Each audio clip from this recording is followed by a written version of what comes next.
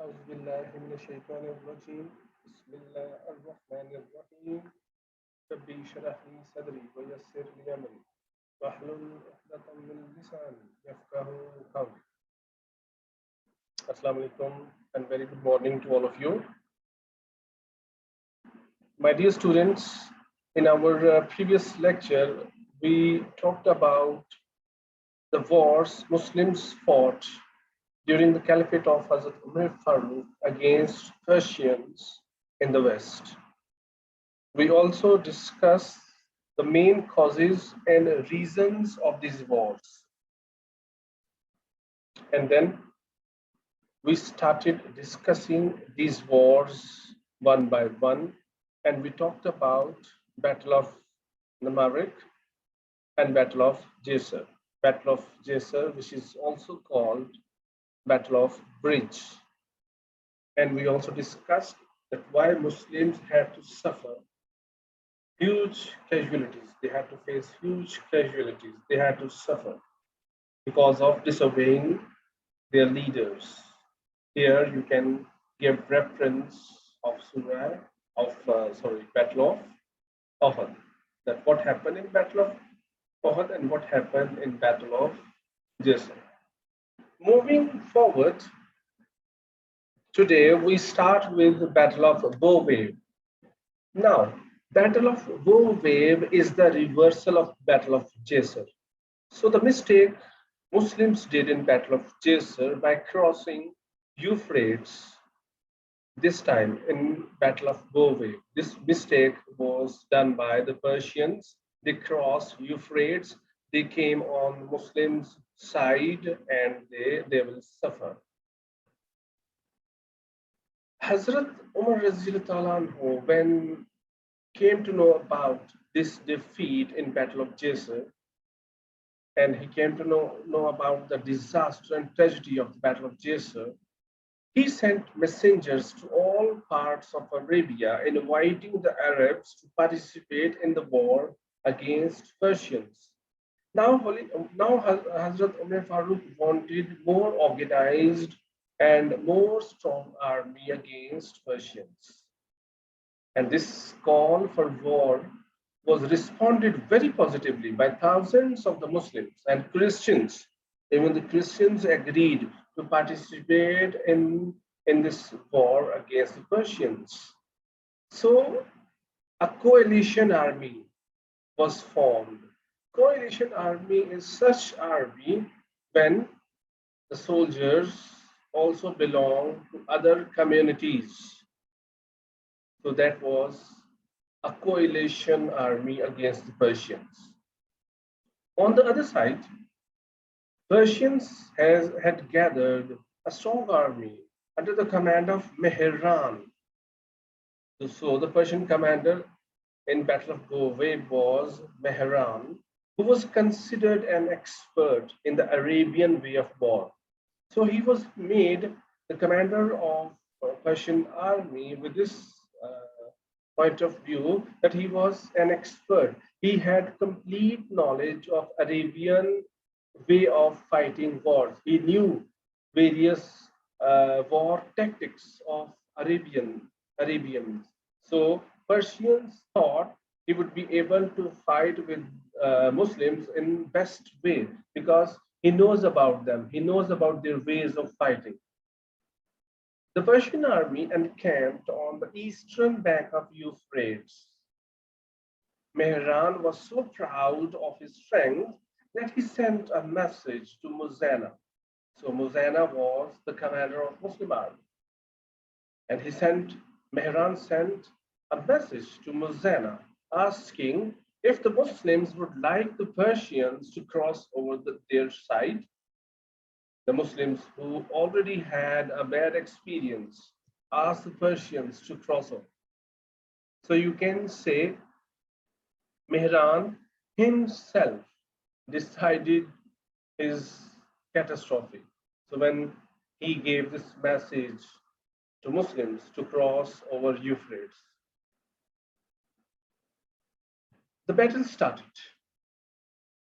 The battle started after the Persians had crossed at a place called Bove. The Persians were many more in number than the Muslims. The Muslims did not show any bravery in the beginning, but when Mehran was killed by a young warrior of Taghlib tribe, the result changed. The result of the war changed. Now the Persians started to run away from the battlefield. When they came to know about the death of their commander, in anxiety, because of fear, they started to run away from the battlefield. And the Muslims captured the bridge.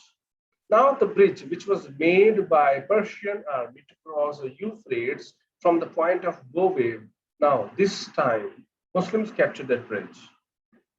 There were thousands who rushed towards the river in panic.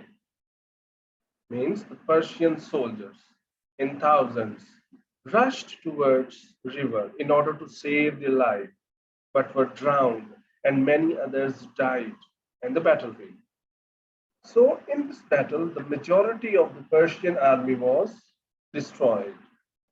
So you can say the mistake which was done by Muslims in Battle of Jisr, and they had to suffer this time. The same mistake was done by Persians, and they had to suffer huge.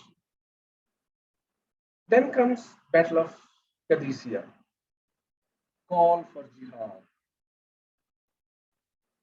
Hazrat Umar came to know that the Persians were preparing for war against the Muslim state on a vast level with the intention of destroying the Muslims completely. And this was so.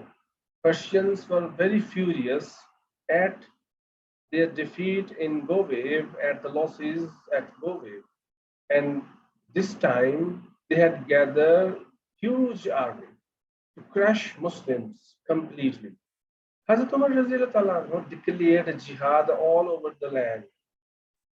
Hazrat Saad bin Abi Waqqas, a great warrior, was chosen as commander at this time and instructed to encamp on the western bank of the Atiq, which is the branch of Euphrates.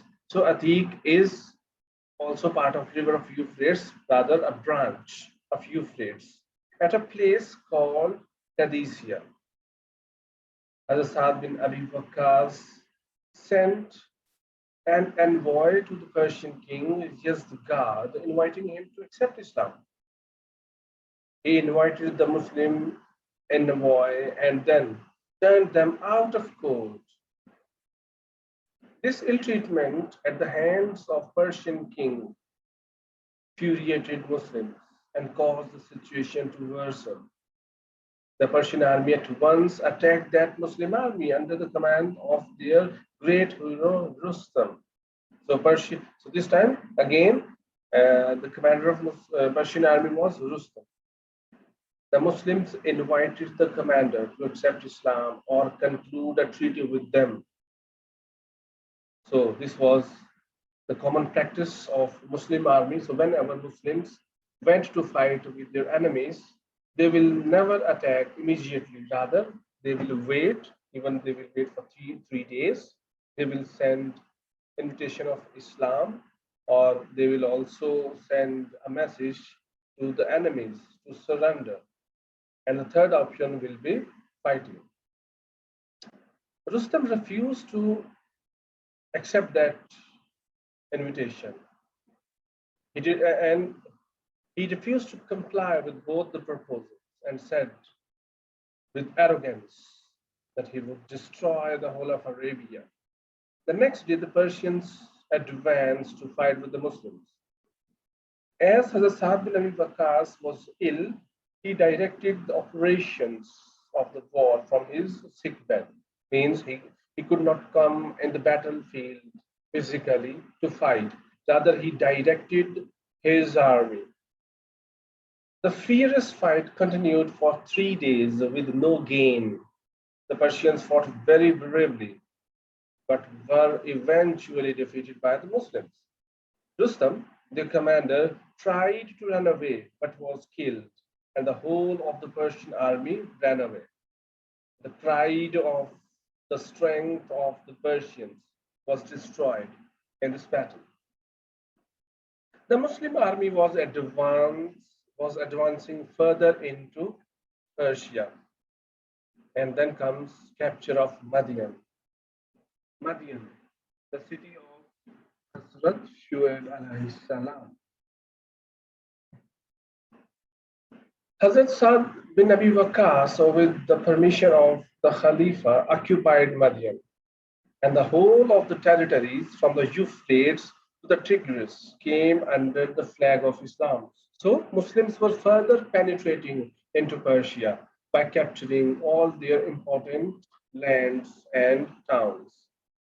After capturing Madian comes Jalula, and here Battle of Jalula takes place. The Persian king, after the fall of Qadisiyah and Madian, took refuge in Hulwan, 100 miles north of Madian. The Persian king ordered his army to invade Jalula in the neighborhood of Madian. When they occupied it, they made great preparations of war against Muslims. They fortified the whole city, means they built huge strong walls around the whole city of Jalula, and a deep ditch was dug around it to defend the city.